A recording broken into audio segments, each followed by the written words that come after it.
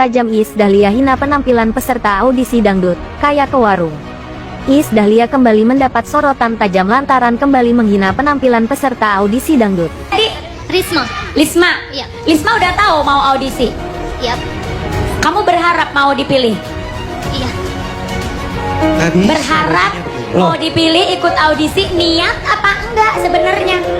Kalau orang niat tuh kamu udah tahu, oh saya punya suara bagus, saya bismillah saya niat semoga dipilih. Tapi kamu juga prepare dong, kamu tunjukin keniatan kamu dengan penampilan kamu, dengan dandan. Nanti urusan umpamanya mau di makeover apa enggak kan itu nanti Karen yang menilai. Tapi kamu siap aja dulu, ada usahanya. Ini kamu kayak orang mau pergi ke warung sebelah. Kenapa coba? Kenapa pakai baju kayak begini? Kalau tahu mau ada kompetisi. Sebentar ya. Gue pasti belain dia dong. Kenapa?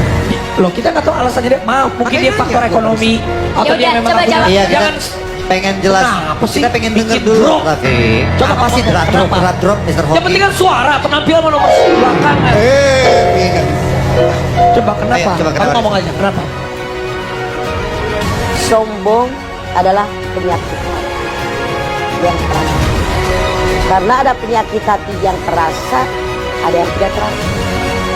Sombong penyakit hati yang terasa oleh pemiliknya.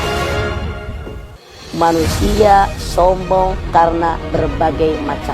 Satu, ada manusia yang merasa dalam lingkungannya dialah yang paling pinter. Ada nggak? Dianggap orang lain bodoh semua. Kalau ada orang yang kritik dia marah. Dia tidak mau menerima pendapat orang lain. Kalau dia ngomong maunya orang ngedengerin semuanya omongan dia. Apapun pendapat dia maunya semua orang mengikuti keinginan dan pendapat dia. Misalnya dalam sebuah RW ada rapat. Dia mengusulkan sesuatu masalah. Yang lain usul. Dia ngeyel. Tahu ngeyel? Maksa biar pendapat dia yang diterima. Itu karena sombong, merasa paling punya ilmu. Ketiga. Dua, ada manusia yang sombong, merasa saya yang paling rajin ibadah. Contoh, ada orang yang nanya, Mama, saya ini kalau sholat malam habis Al-Fatihah baca kulhunya 20 kali.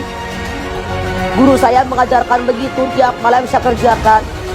Sudah 12 rakaat saya mengerjakan tahajud. Saya mah bukannya bangga, tapi saya mah langsung zikir sampai datang subuh. Kira-kira sombong gak? Sombong merasa gue paling hebat ibadah. Dia merasa dia yang paling rajin ibadah. Dia berpikir orang lain gak ada yang sanggup ibadah seperti saya. Dia berpikir ibadah yang saya kerjakan yang paling hebat dibandingkan dengan orang lain. Dia sombong. Ngapain ibu ngantuk mulu?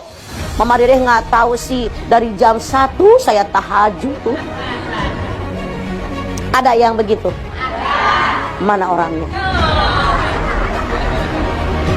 Alhamdulillah, oh saya mah tiap seminggu hatam Quran. Padahal orang kagak nanya. Sombong nggak?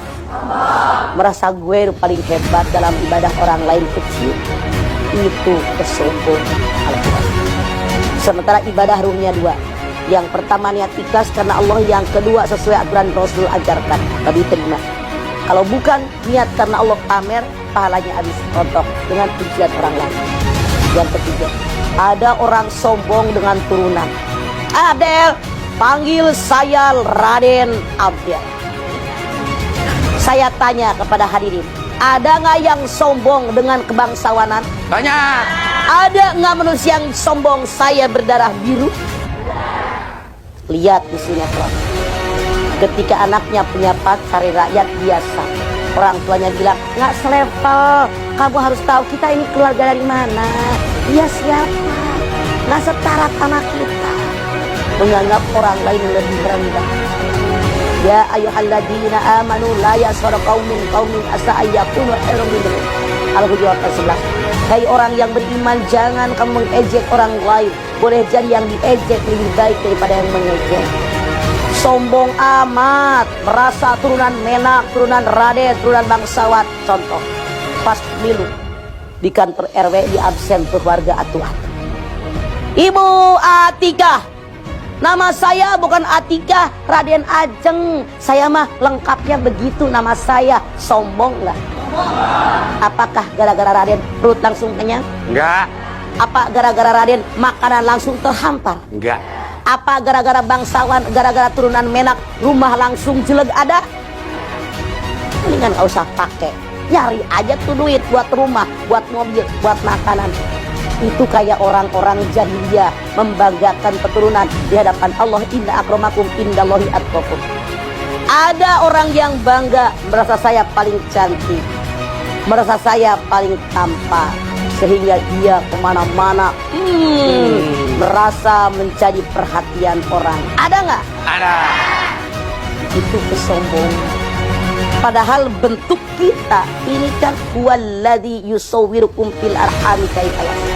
Dialah Allah yang melukis wajah kalian dalam rahim seorang ibu sesuai dengan kehendak. Lihat mulut tajam Iis Dahlia hina penampilan peserta audisi dangdut, kayak ke warung. Iis Dahlia kembali mendapat sorotan tajam lantaran kembali menghina penampilan peserta audisi dangdut. Namun kali ini, Iis Dahlia mendapat perlawanan dari artis Raffi Ahmad. Peristiwa itu bermula saat Raffi Ahmad yang saat itu menjadi presenter audisi dangdut di salah satu TV swasta memilih kontestan nomor 10 yang bernama Risma untuk tampil.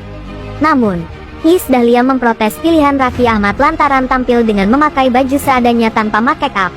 Kenapa milih nomor 10? Lu milih kayak begitu. Lihat bajunya banyak lebih bagus. Kenapa milih yang ini? Dan niat, kata Iis Dahlia ke Raffi Ahmad. Mendengar komentar tajam seperti menghina dari Iis Dahlia itu, Raffi Ahmad sontak naik pitam. Dia menyebut jika Risma bisa di makeover. Lah bukan dong. Ya di makeover dong. Apa kerjaan makeover kalau gitu? Sebut Raffi Ahmad. Bukannya mendengarkan pendapat Raffi Ahmad, Iis Dahlia malah tidak terima dan mengusir Raffi Ahmad dari samping peserta tadi. Gak bisa, saya mau nanya. Kamu tahu kalau mau audisi, kamu niat atau enggak? Kalau orang niat kita udah tahu, kata Iis Dahlia. Kamu kayak gan